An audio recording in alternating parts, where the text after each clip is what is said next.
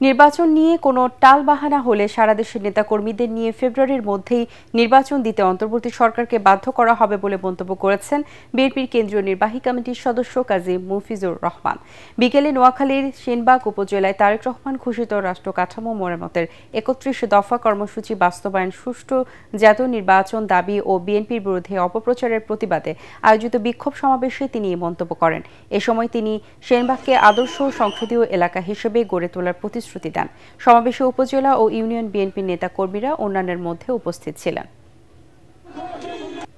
এই যে সামনে যে নির্বাচনের জন্য যে তালু আনা হচ্ছে, আমরা সেনবাগ থেকে এমন ধরনের আন্দোলন, এমন ধরনের আওয়াজ উঠাবো ইনশাআল্লাহ, যাতে করে বর্তমান যে অন্তর্বর্তী সরকার আছে, এই সরকার যেন অতি শীঘ্রই ঘোষিত ফেব্রুয়ারির ৮ তারিখে যেন নির্বাচন দিতে বাধ্য হয়।